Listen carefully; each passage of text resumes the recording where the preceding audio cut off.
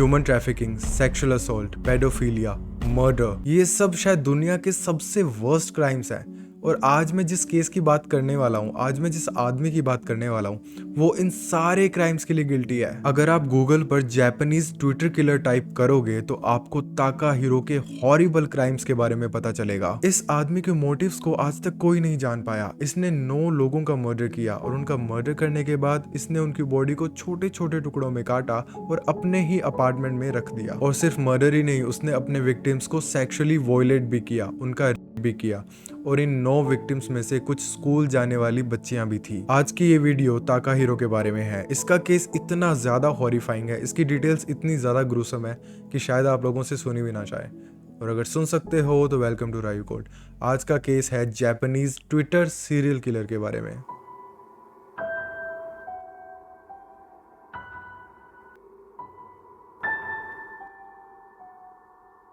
ताकाहिरो एक 27 साल का आदमी था जिसका जन्म 9 अक्टूबर 1990 जापान में हुआ था। ताकाहिरो के दोस्तों के अकॉर्डिंग वो बहुत ही शांत और वेल बिहेव्ड लड़का था और उसके टीचर्स के अकॉर्डिंग वो बहुत ही इंटेलिजेंट था। ताकाहिरो का बचपन काफी मुश्किल रहा था। जब उसने हाई स्कूल में एडमिशन लिया तो उसकी फैमिली टूट गई। उसके पेरेंट्स का डाइवोर्स हो गया और उसकी माँ और उसकी बहन घर छोड़कर चले गए। ताकाहिरो को अपने पापा से बहुत प्यार था, वो अपने पापा से काफी अटैच था। शायद यही रीजन था कि डाइवोर्स के बाद वो अपने पापा के साथ रहा। ये यकीन करना थोड़ा मुश्किल है कि इतना शांत बच्चा, इतना इंटेलिजेंट बच्चा जो सबसे प्यार करता है, वो आगे जाके एक बहुत ब्रूटल सीरियल किलर बनने वाला था। सीनियर हाई स्कूल कंप्लीट करने के बाद ताकाहिरो काफी सारी जॉब्स ट्राई करता है 2 साल तक। इन 2 सालों में वो सुपरमार्केट में कैशियर, फूड फैक्ट्री में पैकिंग और पचिंको पार्लर में एक हेल्पर की जॉब करता है। 2 साल तक ये नॉर्मल जॉब्स करने के बाद वो टोक्यो के सबसे बड़े रेड लाइट डिस्ट्रिक्ट काबुचिको में एक स्काउट का काम करता है। उसकी जॉब होती है यंग लड़कियों को मैनिपुलेट करना कि वो सेक्स इंडस्ट्री में आके काम करें। ताकाहिरो अपने इस काम के लिए ट्विटर का इस्तेमाल करता। वो यंग लड़कियों की वल्नरेबिलिटीज यूज करता उन्हें फंसाने के लिए। ताकाहिरो का काम है अंडर एज लड़कियों को कन्विंस करना कि वो सेक्स इंडस्ट्री में काम करें।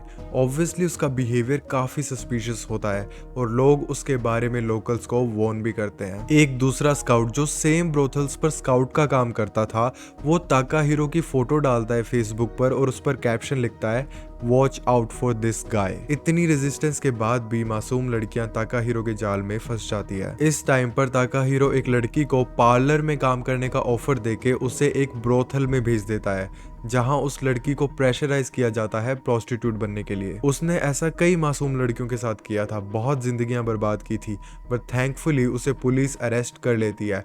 बट सैडली उसे बहुत जल्दी ही बेल भी मिल जाती है। इस अरेस्ट के बाद ताकाहिरो टोक्यो से वापस अपने होम टाउन शिफ्ट हो जाता है और वहां शुरू होती है इसकी असली दहशत। ताकाहिरो 2017 की गर्मियों में अपने होम टाउन जामा शिफ्ट हो जाता है और उस टाइम पर वो काफी डिप्रेस हो गया था। एक फोन कॉल पर उसने अपने पापा को ये तक कहा कि I don't have a reason और मोटिव टू बी अलाइव। अपने बेटे के मुंह से ऐसी बातें सुनकर ताकाहिरो के पापा उसे समझाते हैं, उससे बात करते हैं। उन्हें लगता है कि जॉब ना मिलने की वजह से वो डिप्रेशन में है और एक बार उसे जॉब मिल जाएगी तो सब ठीक हो जाएगा। पर इस बार ऐसा लगता है कि ताकाहिरो का जॉब करने का कोई मूड नहीं था। वो ट्विटर पर दोबारा एक अकाउंट बनाता है, पर इस बार उसके मोटिव सेक्स ट्रैफिकिंग से भी ज्यादा बुरे होते हैं। वो ट्विटर पर ऐसे लोगों को ढूंढता है जो होते हैं, जो अपनी जान लेना चाहते हैं, और वो उनसे मिलता है इस बहाने से कि वो उन्हें में असिस्ट करेगा, वो उनकी मदद करेगा उनकी जान लेने में। आई नो ये सुनने में कितना स्ट्रेंज है, पर आप लोगों को तो पता ही है जापान में रेट्स कितने हाई हैं। तो अगर कोई आदमी ट्विटर पर ये क्लेम करता है कि मैं तुम्हारी में असिस्ट करूंगा और इस बहाने से उनसे मिलता है, I don't think it's far fetched. ताकाहिरो अपनी प्रोफाइल में अपने आप को एक प्रोफेशनल हैंगमैन बताता है। ताकाहिरो को अपना पहला विक्टिम 2017 में मिलता है। एक लड़की ने ट्विटर पर काफी सारी थॉट्स पोस्ट की होती है, तो ताकाहिरो उस लड़की से थोड़ी बहुत बातचीत करता है और फिर उसे मिलने के लिए बुलाता है। वो लड़की उससे मिलती है, पर पहली मीटिंग में वो अपने बॉयफ्रेंड के साथ आती है। तो इस बार तो वो उन दोनों के साथ पार्टी वार्टी करता है और कुछ नहीं होता। पर ताकाहिरो उस लड़की को दोबारा मिलने के लिए बुलाता है अपने अपार्टमेंट में और उसे ये भी कहता है कि इस बार अकेले आना। ये इनवाइट एक्सेप्ट करना उस बेचारी लड़की की जिंदगी की सबसे बड़ी गलती होती है, क्योंकि ताकाहिरो उसे अपने अपार्टमेंट पर बुलाता है, उसे सेक्सुअली असॉल्ट करता है और फिर उसे जान से मार देता है। उस लड़की को मारने के बाद वो उसके बॉडी को छोटे छोटे पीसेस में काट देता है और अपने फ्लैट में रखे हुए हुए एक कूलर में डाल देता है। ये ताकाहिरो की जिंदगी का पहला मर्डर था और उसका यहाँ पर रुकने का कोई इरादा नहीं था। जब उस लड़की का बॉयफ्रेंड उस लड़की को ढूंढते हुए ताकाहिरो के फ्लैट तक आता है तो वो उस लड़के को भी जान से मार देता है और उसकी बॉडी को भी चॉप करके उस कूलर में डाल देता है। वो बिना किसी वजह के बैक टू बैक 2 लोगों की जान ले लेता है और ये तो बस उसके मर्डर्स की शुरुआत थी। यूनो ताकाहिरो ने आगे चल के एक इन्वेस्टिगेशन में बताया था कि उसके पहले मर्डर के बाद उस लड़की की बॉडी को चॉप करने के लिए उसे 3 दिन लगे थे और उस लड़के की बॉडी को उसने सिर्फ 1 दिन में काट दिया था। वो इस बात से एक्चुअली बहुत खुश था कि सिर्फ एक ही मर्डर के बाद वो इतना एफिशिएंट हो गया था। I know it's very strange. In 2 murders के बाद ताकाहिरो अब अपना सारा टाइम ट्विटर पर बिताता और डिप्रेस लोगों को ढूंढते हुए। उसकी अगली विक्टिम एक 17 साल की लड़की थी जो बेचारी अपनी माँ की डेथ की वजह से डिप्रेशन में थी और ताकाहिरो ने उसकी इसी वल्नरेबिलिटी का फायदा उठाया और उसे अपने अपार्टमेंट पर मिलने के लिए बुलाया। ताकाहिरो ने अपने सारे मर्डर्स में एक ही पैटर्न फॉलो किया। उसने पहले उन्हें अल्कोहल में स्लीपिंग पिल्स डाल के दी, फिर उन्हें सेक्सुअली असोल्ट किया और फिर उनका मर्डर करके उनकी बॉडी को छोटे छोटे पीसेस में काट दिया। वो पकड़े जाने के डर से कभी भी उन बॉडीज को डिस्पोज नहीं करता। उसके फ्लैट में ही उनके कटे हुए सर और उनकी हड्डियां पड़ी रहती थी। उसकी सारी विक्टिम आइडल लड़कियां थी जो बस एक दोस्त ढूंढ रही थी जो उनकी बात सुन सके, उन्हें समझ सके। उन्हें ताकाहिरो के इवल इंटेंशंस के बारे में नहीं पता था। ताकाहिरो ने अगस्त में 1, सितंबर में 4 और अक्टूबर में 4 मर्डर्स किए थे, जिनमें से 8 लड़कियां और 1 लड़का था। इन विक्टिम्स में से 3 लड़कियां स्कूल जाने वाली बच्चियां भी थी। अब ये ताकाहिरो का लाइफस्टाइल बन चुका था। वो रोज नए नए विक्टिम्स ढूंढता और उन्हें मैनिपुलेट करता और उनका मर्डर करने के बाद वो उनके वैल्यूएबल्स जैसे कि उनके पैसे और ज्वेलरी भी चुरा लेता। इन टोटल ताकाहिरो ने लगभग 50,000 येन चुराए थे अपने विक्टिम्स से। ताकाहिरो की हरकतें शायद यूं ही चलती रहती, पर उसकी जो लास्ट विक्टिम थी उसके भाई ने उसके क्राइम्स को अनकवर कर दिया। ताकाहिरो की लास्ट विक्टिम एक 23 साल की लड़की थी जो एक कंपनी में जॉब करती थी। वो काफी दिनों से अपनी मॉम की डेथ की वजह से डिप्रेस होती है और उस लड़की का भाई उसके इस फेज में उसकी काफी मदद करता है। पर ताकाहिरो की बाकी विक्टिम्स की तरह वो इस बेचारी को भी मैनिपुलेट करके इसकी जान ले लेता है। उस लड़की के मर्डर के बाद उसका भाई पुलिस में कंप्लेन करता है, पर उसका कोई कंक्लूजन निकलता नहीं है, तो वो खुद अपनी बहन को ढूंढने के लिए इन्वेस्टिगेशन शुरू कर देता है। वो अपनी बहन का ट्विटर अकाउंट हैक करता है क्लूज के लिए, जहां उसे अपनी बहन और ताकाहिरो के बीच की चैट्स मिल जाती है। अब उसका शक सीधा ताकाहिरो पे चला जाता है। लड़की का भाई ये सारी चैट्स लेके पुलिस वालों के पास चला जाता है। पुलिस वाले अब ताकाहिरो के अकाउंट को बहुत क्लोजली मॉनिटर करते हैं और वो नोटिस करते हैं कि ताकाहिरो एक और लड़की से बात कर रहा है। अभी ताकाहिरो जिस लड़की से बात कर रहा था उस लड़की का नाम था यूमी। पुलिस वाले यूमी को कांटेक्ट करते हैं और उसके साथ मिलके प्लान बनाते हैं ताकाहिरो को ट्रैप करने का। यूमी ताकाहिरो को ट्विटर पर मैसेज करती है और उसे मिलने के लिए बुलाती है। ताकाहिरो को यूमी में अपना अगला शिकार दिख रहा था। यूमी उसे 31 अक्टूबर को जामा रेलवे स्टेशन पर मिलने के लिए बुलाती है। ताकाहिरो उस दिन सही टाइम पर रेलवे स्टेशन पहुंच जाता है, पर यूमी उससे मिलती नहीं है। वो बस दूर से ही उसे आइडेंटिफाई कर लेती है। जब काफी देर तक यूमी उससे मिलने नहीं आती तो ताकाहिरो आखिर में वापस अपने अपार्टमेंट की तरफ जाने लगता है और तब पुलिस वाले चुपचाप उसका पीछा करते हैं। जैसे ही ताकाहिरो अपने अपार्टमेंट में पहुंचता है पुलिस उसे वहीं रोक लेती है और उससे वहीं पूछताछ शुरू कर देती है। पुलिस वाले उससे उसकी लास्ट विक्टिम के बारे में पूछते हैं और हैरानी की बात तो ये है कि जवाब देते वक्त ताकाहिरो के चेहरे पर जरा सा भी डर नहीं होता, वो जरा भी नर्वस नहीं होता।